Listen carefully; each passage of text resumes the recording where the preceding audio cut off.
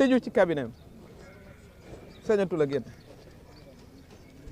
Ancien garde des Sceaux luñ ma wax bàyyi fi sa pièce d'identité moo tax ma bàyyil ko lettre ne ko vraiment maa ngi regretter ne ko Sénégal amatul élégance républicaine ndax man maa doon quand même patron ma nekkee garde des Sceaux su fekkee ne doo ma jox permis mais amal courage ne ma madame l'ancienne garde des Sceaux kaay toog lii ak lii a tax mënuma laa jox permis de visite pour Ousmane Sonko. Donc encore une fois muy régression démocratique muñ musul a gis Abdoulaye Wade dañ ko daan tëj di permettre nit ñi di ko seeti tranquillement mais selon vous lan moo waral décision bi nu mel lan moo waral. waaw mais dafa bokk rek ci li nga xam ne moom la ñuy dund dellu ginnaaw bi nga xam ne ci la ñu nekk ci wàllu démocratie lépp ci benn ëmb bi la voilà et puis violation au droit wu voilà détenu bi la am na droit wu recevoir am nañu droit wu dem seeti ko donc franchement dama ne woon damay sol sama daal man sama bopp dem toog ca salle d'attente ba may dem bàyyil naa ko bataaxal bind ko ne que je regrette que amul matuwaayu toog wax ma lu tax war a joxe ay permis de visite pourquoi voilà donc situation boobu la nu fi fekk mais li ci ëpp solo mooy décision bi ñuy xaar muy doon décision boo xam ne mooy réconcilier ni ma ko waxee jubalewaat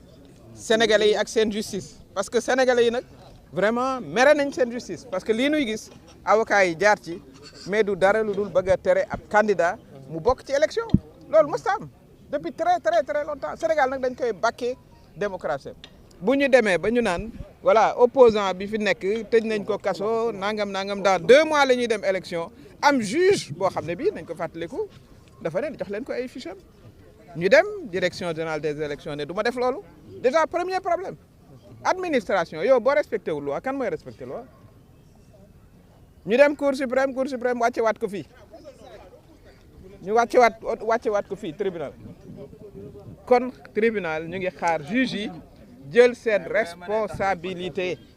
responsabilité ku ciy ragal président Macky Sall dem na deseetu ko fii voilà lu bari donc lan la ñuy ragalati nañu gëm seen bopp voilà ragal yàlla aussi gëm li nga xam ne moom la ñu jàng muy droit ñu appliquer ko pour tout le monde bàyyi xale yi nga xam ne dañ leen a téye fa ma toog ci bureau juge ba xale yaa ngi fay ñëw di wut ay permis pour seeti seen ay morom yoo xam ne yi defuñu woon dara lu dul exercer seen droit constitutionnel constitution may na la nga manifester waxuñ la nga toj wala nga sàcc du ñooñoo fa nekk man mii di wax ak yéen sama responsable départemental bu Tamba ma nga ca kaso ba depuis 6 mois xale yooyu romb nañ ma di jël ay permis waaw lu tax bu dee voilà ngeen message bu fort moom mooy réconciliation ñu war a jàpp ni ki divorce am na diggante justice ak peuple am ci jëm bopp oui tey maanaam tey lan moom mooy jubluwaayu message boobu noonu mais jubluwaayu message bi mooy pour kañ juge yi nga xam ne yor dossier bi tey ñu kañ ko am na seen ay naataango yu jël seen matuwaay voilà muy le juge Sabassy Faye même procureur général bi nga xam ne moo doon défendre état dafa ne woon nañu jox Ousmane Sonko ay fitam waaw kon kay wax ji jeex na ñoom kon nañu takk seen fit bu baax a baax def li nga xam ne moom la ñu war a def mooy wax li yoon wax mooy ñu jox ko bu yor ay parrainage am moom Ousmane Sonko doon candidat ma doon candidat keneen doon candidat yéen sénégalais yi ngeen tànn loolu mooy démocratie Macky Sall buñ ko defalul woon loolu kon du doon président moom na fàttali ko dañ ko téye woon commissariat ne dafa def blanchiment d'argent dañ ko mujj bàyyi waaw buñ ko téye woon jàllale ko ci juge bi mandat de dépôt ko kon nu muy def kon du mës a doon président de la république kon li nga xam ne moom lay wax mooy damay woo tous les démocrates mag ndaw góor jigéen ñu taxaw parce que démocratie nag moo yor réew mën ngaa yor wurus wala fer ak diamant voilà te du tax nga développé sa bopp lii la taxam mooy tax ñu développé mooy li nu indi ba fii ñu doon ñun ñëpp ñu yem ci yoon bu bañ a am kumba am ndey ak kumba amut ndey. léegi lañ mën a xaarandi ci opposition bi si toutefois juge bi jël la contact. mais dinañ ci waxtaan jël ci matuwaay parce que ñun front pour l'inclusivité et la transparence des élections dañu jàpp ne dañu war a xeex pour ñëpp bopp dinañ étudier nag les formes de lutte ensemble waaye moom taxaw moom dafa jot parce que bu ñu taxawlee aussi la ca kanam aussi voilà. waaye du doon lu nu neex. voilà madame la ministre ñu ngi ci dernière ligne droite est-ce que seen taxawaayu xeex ngir inclusivité de l'élection de la participation des candidats à l'élection présidentielle est-ce que jàpp ngeen ni ki xeex bi tardewul wala maanaam waxtuwam lañ toll. waaw mais dinañu ci xeex ba dernier jour dernier moment voilà dinañ ci xeex ba dernier jour dernier moment dernière minute xeex nag loolu la. voilà dinañ ci def suñu kéemtalaayu kattan voilà di ci woo nag ni ma ko waxee suñu kër yi tout le monde parce que yëf yi Sénégal la ñuy taxawal luñ suñu bopp voilà mënuñoo xeex pendant ay année ba démocratie yegg si fii voilà ñu bëgg ko faagaagal delloo ñu ginnaaw ñu ñuy comparer ak dëkk yoo xam ne yii bon vraiment daawuñ ñu seen sax ci wàllu démocratie di yàq deru Sénégal looloo fi nekk kon loolu dafa laaj taxawaay yéen it ma sant leen presse parce que yéen a ngi ciy liggéey aussi liggéey bu am solo. Merci beaucoup. Voilà jërëjëf. Mais maintenant en français vous avez livré un message fort aujourd'hui de réconciliation du peuple. gars yi doo leen reculer un peu may ñuy am chance. Oui, nous sommes venus exprimer notre solidarité à Ousmane Sonko en assistant à une partie de l'audience. Et c'est l'occasion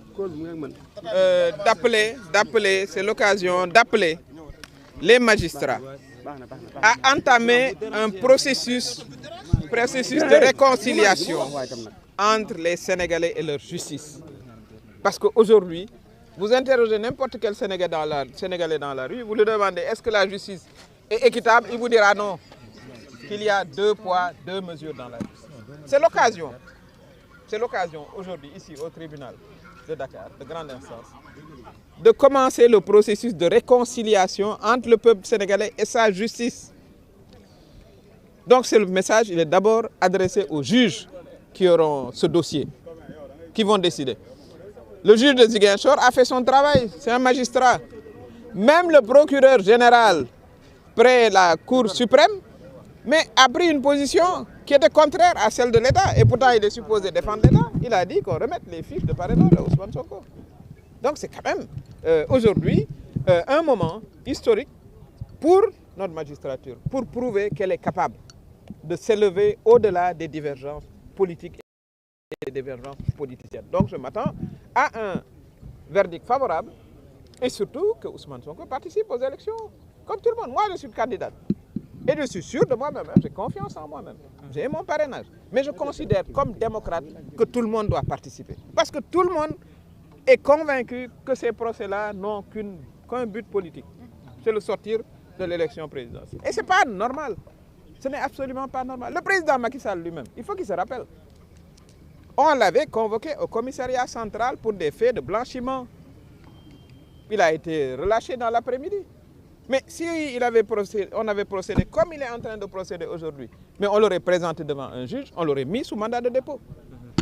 Donc il faut qu'il, dans un dernier sursaut, je dirais, il revienne à la normale. La normale, c'est une démocratie qui fonctionne. La normale, c'est des élections inclusives où tout le monde peut participer. Voilà ce qui nous a amené ce message-là. Alors, j'en ai profité pour aller voir le juge Maham Diallo pour lui demander un permis de visite, puisque j'étais allé une première fois, on m'a dit que le tampon n'était pas clair. Je l'ai attendu, il s'est enfermé dans son bureau. Il n'a pas eu le courage de me recevoir pour me dire pourquoi il ne me le donnait pas. Et j'ai déploré ce manque d'élégance républicaine. J'ai été quand même garde des Sceaux, j'ai été son patron. Mais ayez le courage de dire, oui, madame l'ancienne garde des Sceaux, pour les raisons X, Y, je ne vous délivre pas le permis. Voilà, ça je le regrette. Et c'est ce genre de choses qu'il faut rectifier. Et il faut également qu'on libère tous ces jeunes. Pendant que je l'attendais, pendant plus de 2 heures de temps, dans sa salle d'attente, beaucoup de jeunes venaient prendre des permis de visite pour aller voir des jeunes qui sont emprisonnés, alors qu'ils ne faisaient qu'exercer leurs droits constitutionnels. Mon responsable, Souleymane Dembélé, départemental de Tambacounda, est en prison depuis 6 mois. Mais ils sont des milliers de jeunes comme lui. Ils ont des familles, ils ont des enfants, ils ont des épouses. C'est une violation, mais caractérisée de leur viol. Et ça, ce n'est pas le Sénégal. Le Sénégal est engagé depuis quelque temps dans une forme de régression démocratique qu'on n'a jamais vue depuis plus de 30 ans. Ça, je le dis. Donc, je lance aussi Parce qu'il faut que nous défendions voilà, cette démocratie-là qui fait la fierté et l'honneur du Sénégal. On ne peut plus, on peut pas nous comparer voilà, à des pays voilà, alors qu'on était loin en avance. Défendre la démocratie, vous avez enclenché un combat pour l'inclusivité de tous les candidats à l'élection présidentielle. Aujourd'hui, est-ce que ce combat n'a pas été tardivement enclenché? Non, les gens se battent depuis longtemps. D'ailleurs, c'est cette bataille-là qui a fait reculer le président Macky Sall. Hein. Sinon, ça aurait été lui le candidat.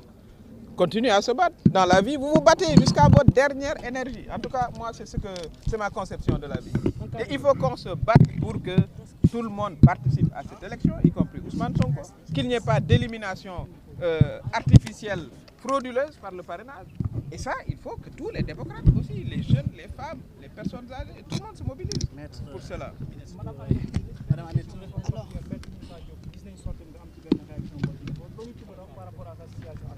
waaw mais maa ngi koy suivre ni yéen rek ci télé bi mais man li ma laajte mooy mu am une commission d'enquête ah li ma wax ci justice bi yëpp je n'ai pas dit commission d'enquête par hasard voilà le procureur s'autosaisit rapidement pour certaines affaires mais pour d'autres affaires on ne l'entend pas l'affaire des 1000 milliards le procureur lui prend son temps voilà donc voilà le problème et il faut qu'on ait cette commission d'enquête qu'on nous éclaircisse tous les types de licences qui ont été données pour tous les types voilà, de matériaux nobles, moins nobles. Qu'on sache. Qu'on sache. Premier ministre, aujourd'hui, vous dénoncez un recul démocratique. Pendant ce temps, le président de la République est reçu à Genève par la Commission des Nations Unies sur le droit de l'homme. Oui. Quelque part aussi, c'est pas un débat contradictoire. Oui, mais là-bas, c'est des débats contradictoires. Hein. Il recevra les questions qu'il devra recevoir, y compris de la société civile. Mais moi, je vous donne mon point de vue, et je vous le donne entièrement. On vit un recul démocratique sans précédent. Vous-même, les journalistes, combien d'entre vous ont été emprisonnés? Combien? Combien? Si nous voilà. étions en recul démocratique, est-ce que la déclaration des droits de l'homme aujourd'hui accueillerait... Mais tout le monde va... Mais les Nations Unies, okay, les Nations Unies, c'est les pays membres. On reçoit tous les pays membres. Voilà. Et on discute de l'état voilà, des droits de l'homme dans leur pays. Mais moi, ce qui m'intéresse, ce n'est pas ce qui se passe à Genève. Hein. C'est ce qui se passe ici au Sénégal. Parce qu'on est Sénégalais. Moi, c'est ça qui m'intéresse aujourd'hui. Et il faut... C'est lié. Mais moi, fondamentalement, j'ai le droit de m'intéresser à ce dont je veux m'intéresser, monsieur. Ce qui m'intéresse, c'est le Sénégal et les Sénégalais. Et en l'occurrence, les élections vers lesquelles nous allons. Et il faut aujourd'hui que le verdict soit un verdict qui commence à réconcilier les Sénégalais avec leur justice. Parce que vous prenez les Sénégalais, vous les interrogerez, 99% vous diront que la justice n'est pas impartiale.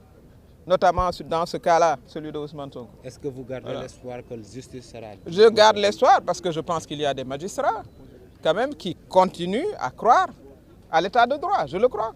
Je l'ai dit, hein, il y a eu des magistrats, des magistrates, beaucoup, il y a eu 2 femmes quand même. Les femmes, il semblerait que les femmes soient plus... voilà. Voilà. Et on continuera à se battre. En cas de, quelle que soit la décision, on continuera à se battre jusqu'à la dernière minute, jusqu'au dernier moment. Le combat pour la démocratie, c'est un combat qui nous transcende.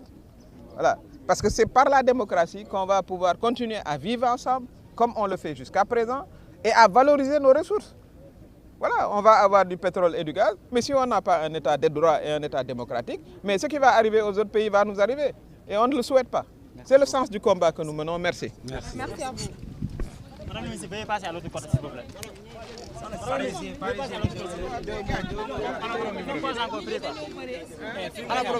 Allez,